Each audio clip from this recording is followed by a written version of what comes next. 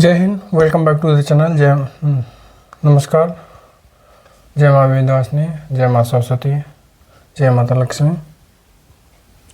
तो आज के दिन का श्री गणेश करते हैं।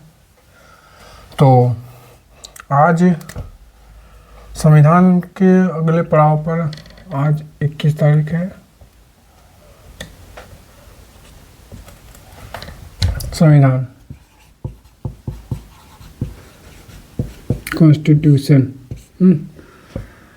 आज संविधान के अगले पड़ाव पर हम जहाँ पर ख़त्म किए थे उसके आगे से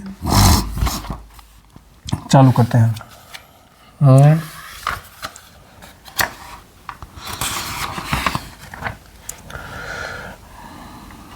यहाँ पर महत्वपूर्ण शब्दावलियाँ कुछ चीज़ें हैं, इसको पूरा करते हैं।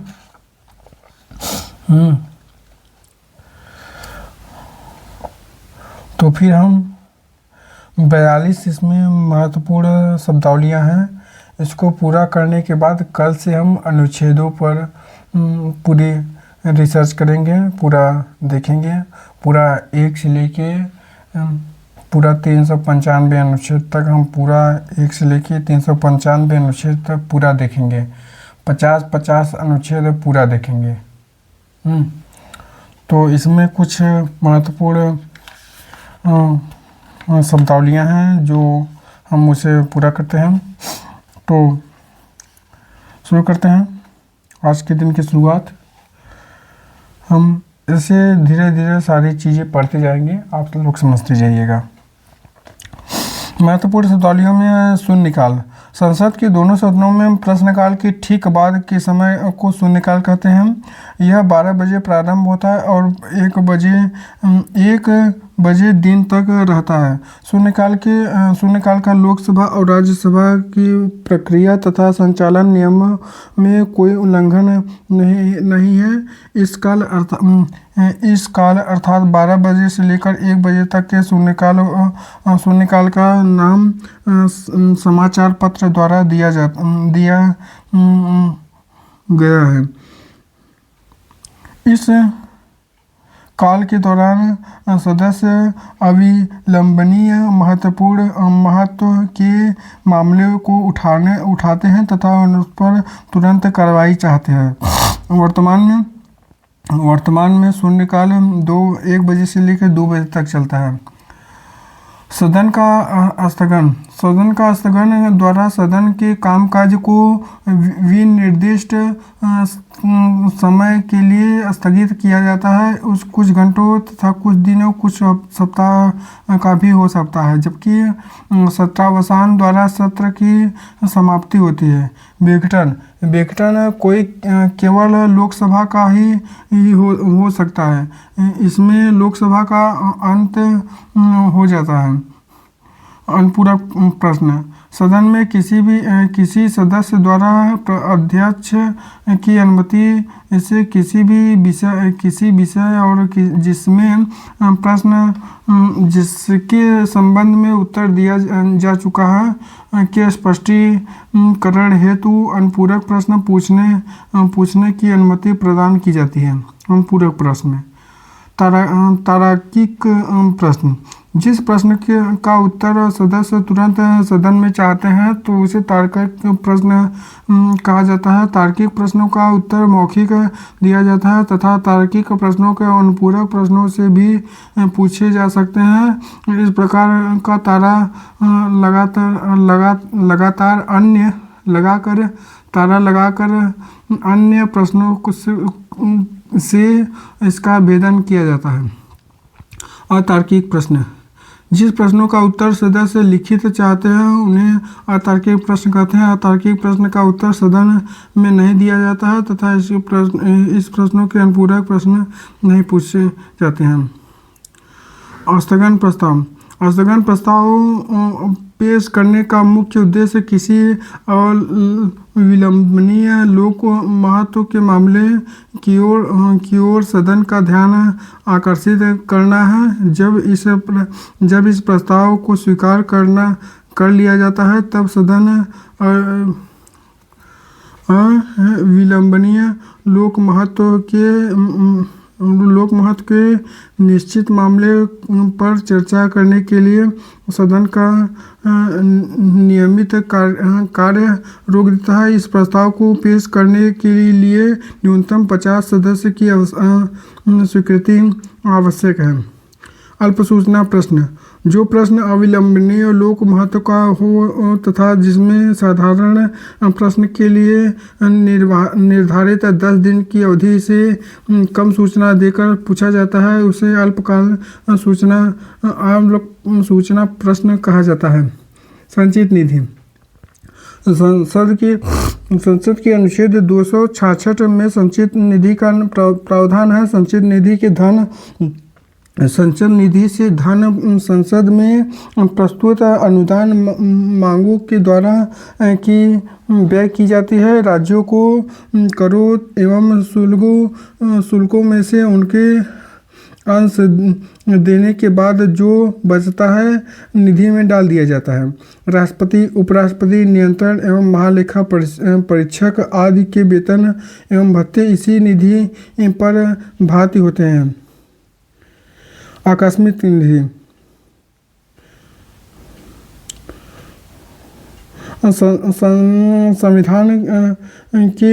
संविधान के अनुच्छेद 267 के अनुसार भारत सरकार एक आकस्मिक निधि की स्थापना करेगी। इसमें जमा धनराशि का व्यय विधि द्वारा स्थापित प्रक्रिया के अनुसार किया जाता है। संसद की स्वीकृति के बिना इस मद से धन नहीं निकाला जा सकता है। विशेष परिस्थितियों में राष्ट्रपति अग्रिम रूप से इस विधि से धन निकाल सकते हैं।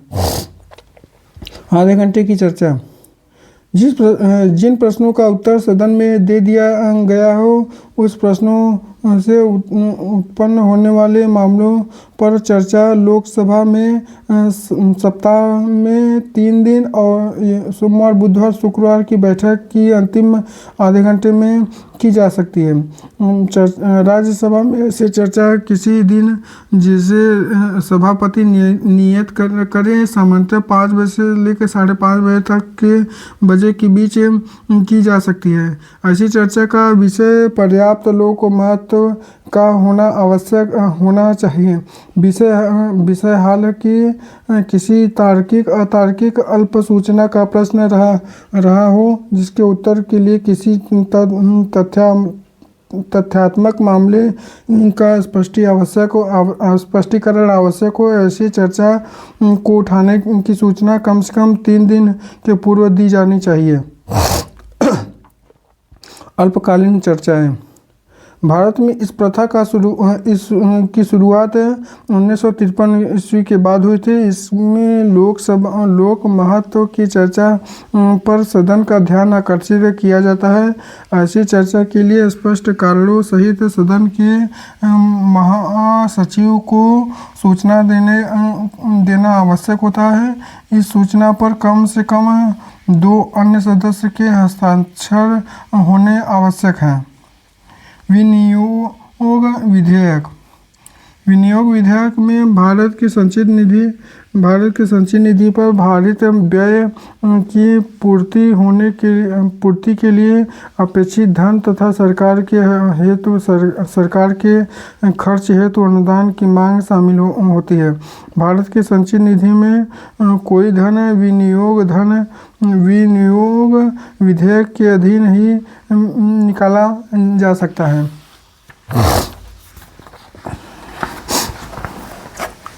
लेखा अनुदान: जैसा कि विधि है कि विनियोग विधेयक के पारित होने के बाद ही भारत की संचित निधि से कोई रकम निकाली जा सकती है, किंतु सरकार को इस विधेयक को पारित होने के पहले भी रुपए की आवश्यकता हो सकती है। अनुच्छेद 116 के अंतर्गत लोकसभा लेखा अनुदान पारित कर सरकार के लिए एक अग्रिम राशि मंजूर कर सकती है, जिसके बारे में बजट विवरण देना सरकार के लिए संभव नहीं है। वित्त विधेयक। संविधान के अनुच्छेद 112 के वित्त विधेयक को परिभाषित करता है। जिन वित्तीय प्रस्ताव को सरकार आगामी वर्ष के लिए सदन में प्रस्तुत करती है, उन वित्तीय प्रस्तावों को मिलाकर वित्त विधेयक की रचना होती है। सामान्यतः वित्त विधेयक उस विधेयक को कहते हैं जो राजस्व और व्यय से संबंधित होते हैं। संसद में प्रस्तुत सभी वित्त विधेयक धन विधेयक नहीं हो सकते हैं। वित्त विधेयक और धन विधेयक है या नहीं, इसे प्रमाणित करने का अधिकार केवल लोकसभा अध्यक्ष को है। धन विधेयक। संसद में राजस्व एकत्र करना एवं अन्य प्रकार के धन से संबंधित विधेयक को धन विधेयक कहते हैं। संसद के संविधान के अनुच्छेद 110(1) के उपखंड क से लेकर 6 तक के उल्लेखित विषयों से संबंधित विधेयकों को धन विधेयक कहा जाता है। धन विधेयक केवल लोकसभा में ही पेश किया जाता है। धन विधेयक को राष्ट्रपति पुनः विचार के लिए लौटा नहीं सकता है।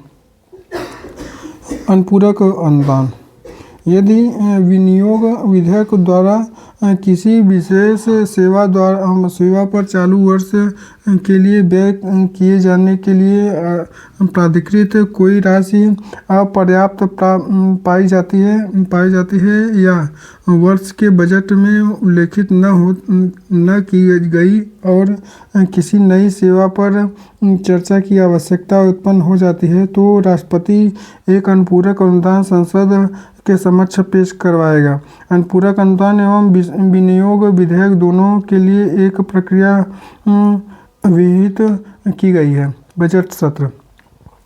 वर्तमान में बजट सत्र 31 जनवरी को शुरू होता है। पहला हिस्सा 13 फरवरी तक चलता है और दूसरा हिस्सा 13 मार्च से शुरू होकर 6 अप्रैल तक चलता है। बजट सत्र के दौरान 27 बैठकें होती हैं। इसे बजट सत्र इसलिए कहते हैं कि इस सत्र में आगामी वित्तीय वर्ष के अनुमानित बजट प्रस्तुत, विचारित एवं पारित किया जाता है। सामूहिक उत्तरदायित्व। सामूहिक अनुच्छेद 75(3) के अनुसार मंत्रिपरिषद लोकसभा के प्रति सामूहिक रूप से उत्तरदायी होता है। इसका अभिप्राय यह है कि वह अपने पद पर तब तक बनी रह सकती है जब तक कि उसे निम्न सदन अर्थात लोकसभा को बहुमत का समर्थन प्राप्त हो। लोकसभा का आवश्यक विश्वास खोते ही मंत्रिपरिषद को तुरंत पद त्याग करना होगा। कटौती प्रस्ताव। सत्ता पक्ष द्वारा सदन की स्वीकृति के लिए प्रस्तुत अनुदान की मांगों में से किसी भी प्रकार की कटौती के लिए विपक्ष द्वारा रखे गए प्रस्ताव को कटौती प्रस्ताव कहा जाता है।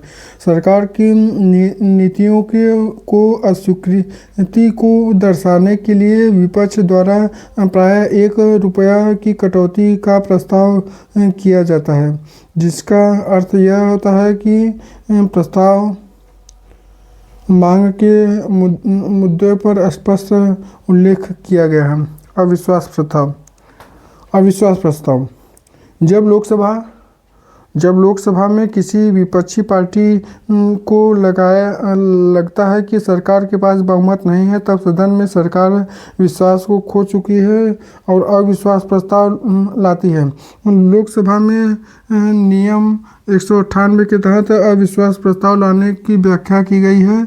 यह केवल एक वाक्य का प्रस्ताव होता है, जिसका सामान्य स्वरूप इस प्रकार है: यह सदन मंत्रिपरिषद में अविश्वास प्रस्ताव